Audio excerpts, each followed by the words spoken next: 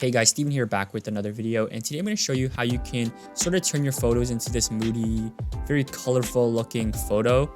I've seen a lot of it on Twitter, and there's this guy Austin Prendergast, and I absolutely love his work. I'm not sure if he shoots on digital or on film, but either way, this video is basically inspired by his style. And so if you guys enjoy this video, make sure to hit the thumbs up button and let's get straight into it.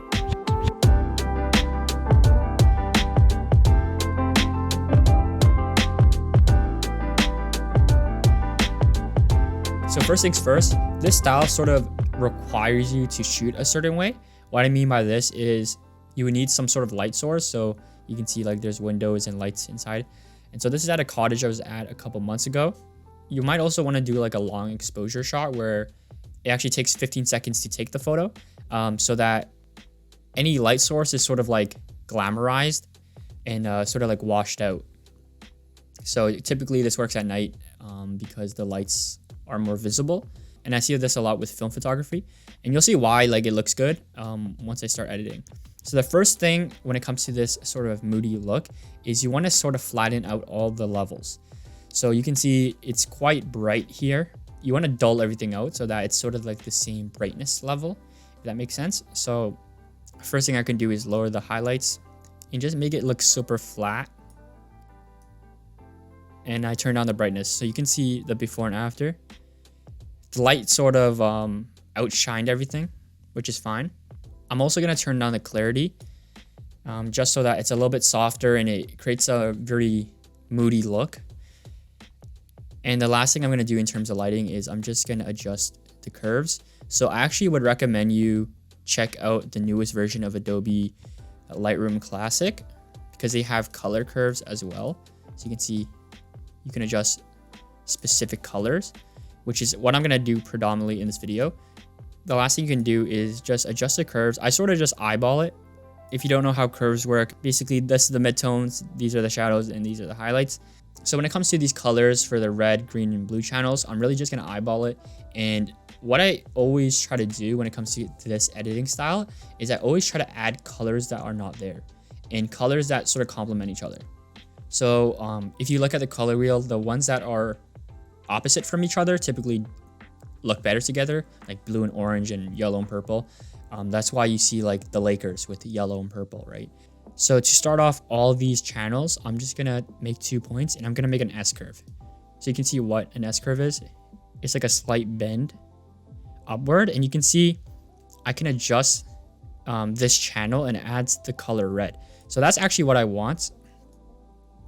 So here, the two colors that I think look really nice together are the green and like the reddish orangish color.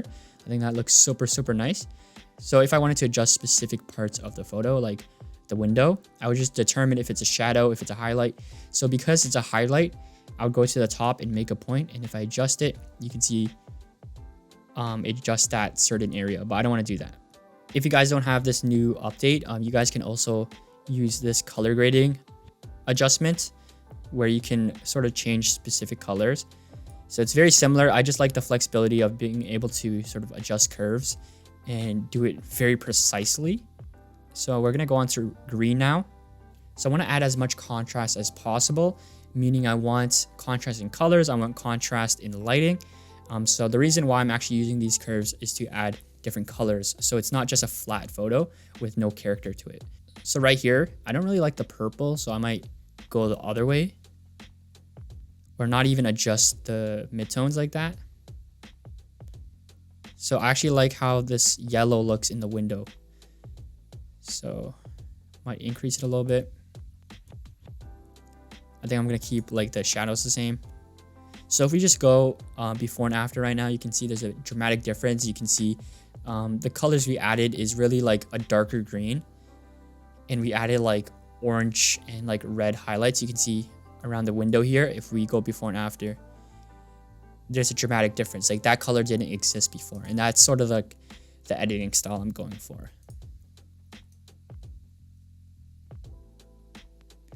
And lastly, blue.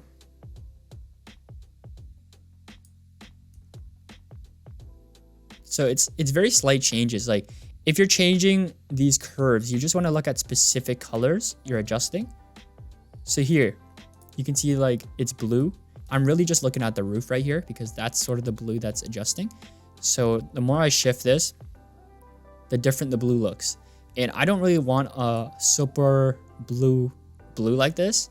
I want there to be as much contrast as possible. So I want it to be darker so that it contrasts with the light here. I don't want there to be a focus on the roof. So I'm just gonna make it like a darker blue that's almost like black. So there you go. And last thing I'm gonna do is I'm just gonna crop it properly because it's really messing with my OCD right here. So I'm just gonna press on the angle ruler tool, and I'm just gonna line it up right there with the roof. Now what you can do is you can adjust the vibrance and saturation. The difference between vibrance and saturation sliders, the saturation adjusts all the colors, while vibrance adjusts only the midtones. So just look at the brighter portion of this photo right here. If we increase and decrease the vibrance, nothing really happens because it's already bright. It's not a midtone. But if we adjust the saturation, you can see that part gets less vibrant. So yeah. The last thing we're gonna do is we're gonna just mess around with the HSL. HSL is hue, saturation, and luminance. If you want to adjust a specific color that you weren't able to really do with these color curves, you can do it here. So usually I do this with grass, if there's grass, and I just adjust the green because sometimes the green is super ugly. I think in this case, it look way better with darker green. So you can see, I like the darker green better. And then you can also adjust the luminance. Luminance just makes it brighter or darker for a specific color. So I'm gonna increase it here because there's more shadows and highlights. There's more contrast basically. Like you can see where the window is and you can also see the shadow. So I just wanted to add more artificial light. I don't think there's anything else I would change. So yeah, that's about it for this video. If you guys enjoyed, make sure to hit the thumbs up button. I'm gonna leave a link to Adobe Lightroom in the description. You can save $20 if you buy the Photoshop and Lightroom bundle, as opposed to just buying Lightroom. Adobe Creative Cloud's also 60% off right now for students, so make sure to check that out. And also, I have a bunch of presets that I'm selling. You guys can see it on the sidebar on the left.